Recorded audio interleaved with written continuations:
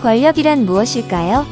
근대 이후 권력에 대한 다양한 연구가 진행되었으나 하나의 단일한 개념으로 통일되지는 않았습니다. 그러나 일단 권력이 대상에 대한 힘이라는 점에는 대부분 동의합니다. 권력의 대상이 사람일 때에는 사람을 그 사람의 의지에 반하게 행동하도록 하는 힘이라고 볼 수 있습니다.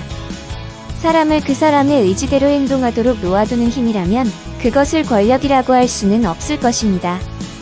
그럼 권력의 대상이 사람이 아니라 자원 또는 가치일 때는 어떻게 될까요?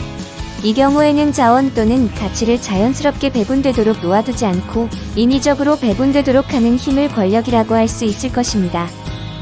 자본주의 사회에서 우리의 생존에 필요한 자원이나 가치의 배분에 인위적인 힘을 가하지 않는다면 자원과 가치는 시장에 의해서, 즉 수요와 공급에 의해서 결정되는 가격에 따라 배분이 될 것입니다. 그런데 이러한 시장에 의한 배분과 다른 결과를 나타내게 하는 힘이 바로 권력인 것입니다. 행태주의와 후기 행태주의 정치학을 이끈 데이비드 이스턴도 정치 현상을 가치의 권위적 배분이라고 정의하였고, 이와 같이 가치를 권위적으로 배분하도록 하는 힘이 바로 권력인 것입니다. 이제 재난지원금을 살펴보겠습니다. 재난지원금은 일단 시장에 의하지 않고 인위적으로 현금이라는 자원을 배분한다는 점에서 권력 현상입니다.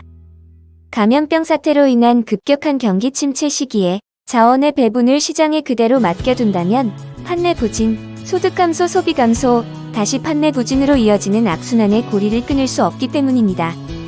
이와 같이 급격한 수요 침체가 발생한 경우에는 장기적인 기술 개발이나 인프라 투자로는 당장의 수요를 진작시킬 수가 없기 때문에 민간의 수요를 단기에 증가시키고 소상공인들의 매출과 수입을 증가시킬 수 있는 방법으로 국민들에게 직접 재난지원금을 지급하는 것이며, 소상공인들의 수입 증가는 다시 다른 상품의 수요 증가로 즉시 연결되는 것입니다.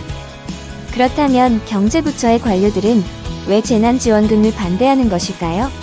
표면적으로는 국가의 재정을 걱정하기 때문이라고 합니다. 그러나 본질적인 이유는 재난지원금이 국가의 권력은 될 수 있으나 관료들의 권력은 되지 않기 때문입니다.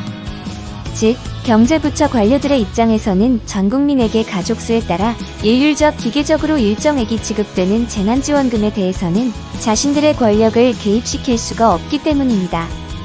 관료들의 입장에서는 기술개발이나 인프라 투자와 같이 자신들이 심사하고 판단하여 차등적으로 예산을 지원하는 방식에서만 자신들의 권력을 확보하고 이를 행사할 수 있습니다. 즉, 심사와 평가 및 판단의 과정에서 관료들의 힘이 발휘되는 것입니다. 다시 말해서 경제부처 관료들은 일률적 기계적으로 일반 국민들에게 직접 재난지원금을 지급하는 방식이 아니라 자신들의 심사와 평가를 통해서 기업체에 차등적으로 예산을 지원하는 방식에 의할 때에만 자신들의 권력을 확보할 수 있는 것이고, 이를 통해서 관료들의 영향력을 행사할 수 있고 퇴직 이후에도 민간 기업에서 자리를 확보할 수 있는 것입니다. 결국 경제부처 관료들은 국가 재정을 걱정해서 재난지원금에 반대하는 것이 아니라 자신들의 관료적 이익을 지키기 위해서 재난지원금에 반대하는 것입니다. 감사합니다.